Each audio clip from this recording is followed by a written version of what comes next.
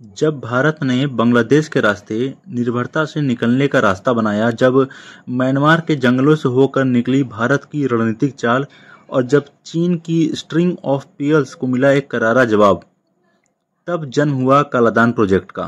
Kaladan multi modal transit transport project यानी KMTTP ये भारत और म्यांमार को जोड़ने वाला एक बहुमाध्यम परिवहन प्रोजेक्ट है जो समुद्र, नदी और सड़क ये इन तीनों रास्तों से होकर गुजरता है। इसका मकसद है कि भारत के पूर्वोत्तर राज्यों को सीधे समुद्र से जोड़ना, वो भी बिना बांग्लादेश से होकर गुजरे। ये सिर्फ इंफ्रास्ट्रक्चर नहीं बल्कि भारत की रणनीतिक सोच का हिस्सा है जो सीमाओं से आगे की सोचता है। इसकी पूरी योजना की नींव 2008 में रखी गई थी, लेकिन इसकी परिकल्पना उससे भी पहले 2003 में की गई थी, जब भारत ने अपनी लुक ईस्ट पॉलिसी, जो बाद में एक्ट ईस्ट बनी, को जमीनी हकीकत में बदलने का फैसला किया। भारत और म्यांमार के बीच 2008 में एक समझौता हुआ और फिर निर्माण कार्य की शुरुआत की गई। इस प्रोजेक्ट का नाम कालादान इसलिए पड़ा क्योंकि ये म्यांमार के कालादेन रिवर को नेविगेशन रूट की तरह इस्तेमाल करता है। ये एक ऐसा वाटरवे है जो इतिहास में कभी व्यापार का रास्ता हुआ करता था। इस पूरे प्रोजेक्ट को हम 3 हिस्सों में समझ सकते हैं। पहला हिस्सा कोलकाता से म्यांमार के सितवे पोर्ट तक समुद्री मार्ग है जो करीब 539 किलोमीटर लंबा है। इसके बाद सितवे से पलेटवा तक का 158 किलोमीटर लंबा नदी मार्ग है जो कलंदर रिवर से होकर गुजरता है, और अंत में पलेटवा से भारत के मिजोरम राज्य के लोंगतलाई तक लगभग 110 किलोमीटर की सड़क बनाई जा रही है। यानी अब भारत का मिजोरम सीधे बंगाल की खाड़ी से जुड़ जाएगा, और वो भी बिना बांग्लादेश की जमीन छुए हुए। हालांकि इस प्रोजेक्ट को समय पर पूरा नहीं किया जा सका क्योंकि म्यांमार में राजनीतिक अस्थिरता, सिविल वॉर और संसाधन बाधाओं के चलते निर्माण कार्य कई बार रुक गया। लेकिन भारत ने हार नहीं मानी। 2024 में एक रिपोर्ट आई जिसमें बताया गया कि प्रोजेक्ट की रिवाइज टाइमलाइन के तहत काम तेजी से बढ़ रहा है, और अब भारत सरकार ने 2027 तक इसे पूरी तरह ऑपरेशनल करने का लक्ष्य तय किया है। इस प्रोजेक्ट से भारत को कई स्तरों पर लाभ होगा।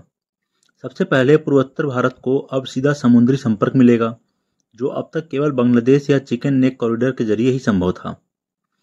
दूसरा, ये एक रणनीतिक चाल है जो चीन की स्ट्रिंग ऑफ पीयर्स नीति को काउंटर करता है, क्योंकि अब भारत का भी म्यांमार में एक प्रभावशाली ट्रांजिट रूट होगा। तीसरा, व्यापार की लागत भारी मात्रा में घटेगी, विशेष रूप से मिजोरम, त्रिपुरा और मणिपुर जैसे राज्यों के लिए। चौथा, सैनिकों और रक्षा की सामग्री की मूवमेंट पहले से कहीं तेज और सुरक्षित हो सकेगी, जो सीमावर्ती इलाकों की सुरक्षा के लिए बेहद अहम है। और सबसे अहम, भारत की बांग्लादेश पर निर्भरता कम होगी, जो लंबे समय से एक रणनीतिक चिंता रही है। लेकिन जब भारत को फायदा होता है तो कहीं न कहीं किसी और को नुकसान भी उठाना पड़ता है, और इस प्रोजेक्ट से सीधा असर पड़ता है बांग्लादेश पर।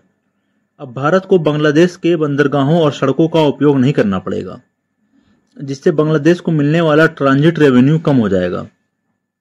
साथ ही बांग्लादेश की वो भौगोलिक ताकत भी कमजोर होगी जिससे वो पूर्वोत्तर भारत पर एक रणनीतिक प्रभाव रखता था। भारत के साथ उसकी नेगोशिएशन पावर में भी गिरावट आ सकती है, क्योंकि अब भारत के पास अपना स्वतंत्र विकल्प मौजूद रहेगा, और जो व्यापारिक रूट पहले बांग्लादेश से होकर जाते थे, अब वो कालादान के जरिए डाइवर्ट हो सकते हैं।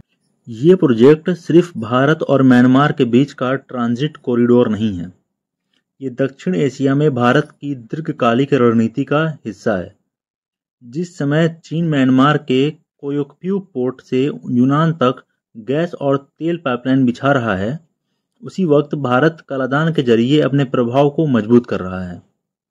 ये साउथ ईस्ट एशिया में भारत की उपस्थिति को संतुलन देता है और एक वैकल्पिक व्यापारिक नेटवर्क तैयार करता है जो क्षेत्रीय राजनीति में उसकी स्थिति को और मजबूत बनाता है। जब सड़कें बंद हो तो भारत खुद रास्ता बनाता है।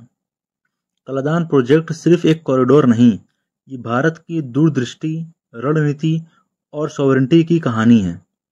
जब ये 2027 में पूरी तरह से चालू होगा, तब पूर्वोत्तर भारत सिर्फ भारत से नहीं बल्कि पूरी दुनिया से सीधा जुड़ चुका होगा, वो भी बिना किसी मिडिल मैन या बिना किसी पॉलिटिकल दबाव के।